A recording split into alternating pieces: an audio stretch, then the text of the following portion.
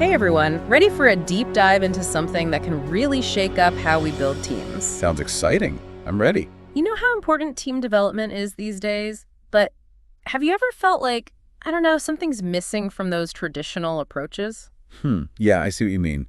I think what often gets overlooked is, truly understanding the different personalities you've got on a team. Like, it's one thing to have people with the right skills, but if their personalities clash. Right. It's like trying to conduct an orchestra where everyone's got a different instrument, but no one's reading the same sheet music. Could be amazing or a total disaster. Exactly. That's where this teamy thing comes in. It's not like those personality tests that give you vague answers. This is designed for teams. So, no more Myers-Briggs. Well, it's a different approach entirely. Team E uses these 6 personality archetypes that are really easy to get.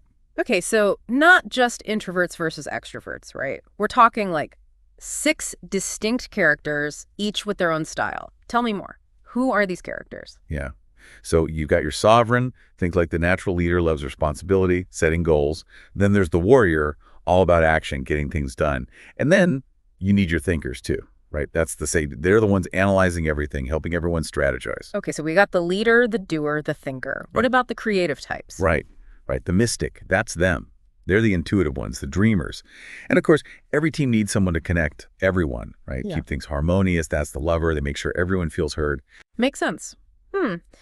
Starting to see how these personalities could either really clash or work well together, like putting a puzzle together, need the right pieces. Yeah. Yeah. And you can't forget about Oh, is there more? There's another one? one more, yeah. The jester. Uh, Got us some fun with it. yeah. They bring the energy, keep things light, which is so important, especially these days when things are so serious. I like them already. So, we've got our sovereign, warrior, sage, mystic, lover, and jester. Okay, 6 very different personalities.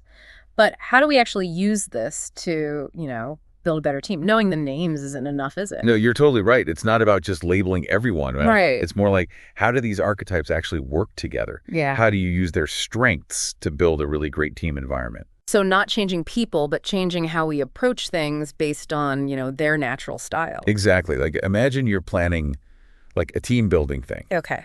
You want to do some strategic planning. Yeah. Your sovereigns, your sages, they'd love that data planning action. Makes sense. But your mystics and your lovers probably wouldn't be their favorite thing. They're all about creativity and connecting, Yeah. Like expecting a fish to climb a tree just because the monkey's good at it. So how do we avoid that kind of mismatch in like everyday work, communication, all that? You got to understand each archetype, like really get them. Okay. Let's say you need to tell your team about a big change.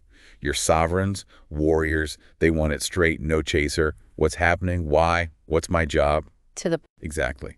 But sages, they're going to want all the details, the data, the why behind the why. like presenting a case in court, got to have the evidence. Right. And this is where Team E is so cool. It gives you the language to understand these different communication styles. Huh. But it goes even deeper than that. It can help you like anticipate conflicts and stuff. Oh, that's a good one. Conflict happens, right? No way around it when you're working closely together. Totally. But it doesn't have to be a bad thing. If you do it right, conflict can actually bring you closer and help you understand each other better. Team E gives you the tools. Okay, so how do we use it? Give me an example. What if you have a very direct warrior type clashing with a more sensitive lover type? How do you, I don't know, bridge that gap? Great example. Yeah. So first, you got to validate both sides. If the warrior's all about action and results, right? The lover's all about harmony and making sure everyone's good. Seeing things from different perspectives, both valid. Yeah. So with the warrior, you focus on clear communication. Like, here's the goal, here's how dealing with this will help us get there. No need to sugarcoat it. Exactly.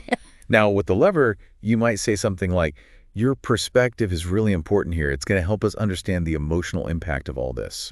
So it's almost like you're translating, right? Helping them get each other, not just the words, but where they're coming from. Yeah, exactly. And that builds trust, right? Yeah. Makes everyone feel heard, and then you can actually work together. Yeah. Yeah. Instead of just like butting heads because you're speaking different languages. Totally. And that's how you get that that synergy, when everyone's different strengths come together.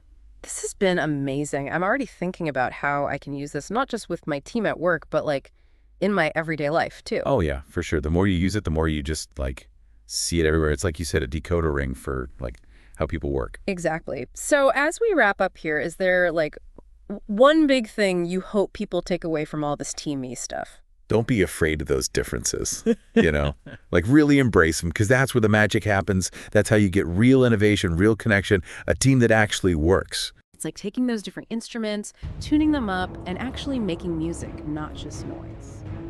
Well, on that note, that's a wrap for this deep dive into Team Me. Hope you all enjoyed it and maybe even learned a thing or two about yourselves and your own amazing teams.